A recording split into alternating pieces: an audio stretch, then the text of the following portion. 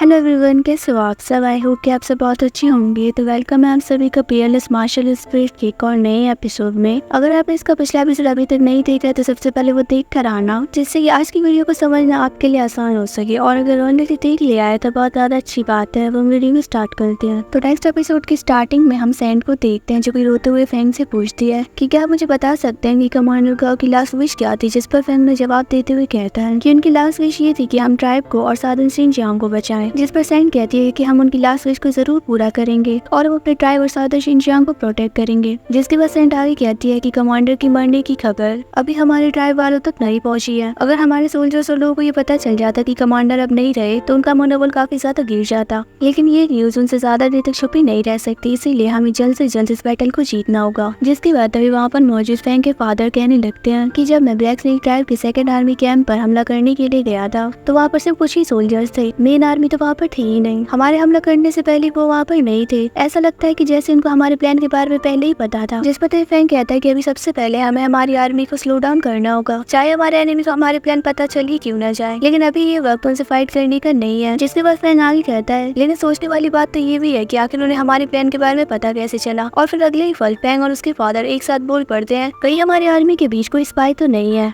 जिसके बाद अचानक से वहाँ पर प्रिंस और वही गार्ड आ जाते हैं और उस गार्ड को देखकर सैंड उसको नया कमांडर बना देती है। जिसके बाद प्रिंस उन सबको बताता है कि हमारे दुश्मन अपने सोल्जर्स की स्ट्रेंथ को चेक कर रही है, जिसे देखकर ऐसा लगता है कि वो कुछ न कुछ तो करने वाले हैं। जिस पर फैंग के फादर कहते हैं कि हाँ, इतना बड़ा डैमेज होने के बाद कोई भी हाथ पर हाथ रख के नहीं बैठ सकता। लेकिन वो इस बार अपनी आर्मी को डिवाइड करने का प्लान नहीं बनाएंगे, क्योंकि वो जानते हैं कि इससे उन्हें और नुकसान होने वाला है। वो जरूर अपनी ट्रूप्स को गैदर करके हम पर एक ऑफेंसिव अटैक करेंगे। जिसके बाद फैंग मैप को बाहर निकालता है। वही इसके फादर कहते हैं कि हमारी और उनकी आर्मी के बीच का गैप बहुत ज्यादा बड़ा है, इसीलिए हमारी आर्मी के लिए ये चैलेंज बहुत ज्यादा मुश्किल है। इसीलिए हमें उनसे डायरेक्टली फाइट करने से बचना होगा। उनकी बातों को सुनकर तभी वो गार्ड एकदम से बोल पड़ता है कि आखिर हम इस वॉर से कैसे बच सकते हैं। लेकिन तभी बीच में फैंग उसकी बात को काट देता है और कहता है कि हम उनके आर्मी कैंप के साइड से गुजरेंगे उनको ल्योर करने के लिए, मतलब कि खुद की तरफ अटैक करने के लिए। अब जैसे वो हम पर हमला करने के लिए आएंगे तो हमने इस जगह पर ऑलरेडी किलिंग फॉर्मेशन सेटअप किया हुआ होगा, जो कि उन्हें तबाह करके रख देगा। फैंग का ये प्लान सबको काफी ज्यादा पसंद आने लगता है। जिसके बाद फैंग के फादर कहते हैं यहाँ इस तरीके से हम उनके फोर्सेस को डिस्ट्रॉय कर सकते हैं, साथ ही हमारी आर्मी को उनके मेन कैंप में पहुंचने का टाइम भी मिल जाएगा। जिसके बाद फैंग के फादर सैंड की तरफ देखते हुए कहने लगते हैं एक बार ऐसा हो गया फिर हम आपको बुलाएंगे बूढ़ों और अपाहिजों को संभालने के लिए। फिर तभी वो गार्ड कहने लगता है कि लेकिन आखिर उनको ल्योर करेगा कौन। जिस पर फैंग कहता है कि ये लोग यहाँ पर मेरे लिए ही आए हैं तो मैं ही इनको संभालूंगा। अब उसकी बात को सुनकर प्रिंस कहने लगते हैं कि ये तो बहुत अच्छा प्लान है, अगर कुछ भी गड़बड़ हुई तो मैं और तुम्हारे फादर सिचुएशन को संभालने के लिए वहाँ पर मौजूद होंगे।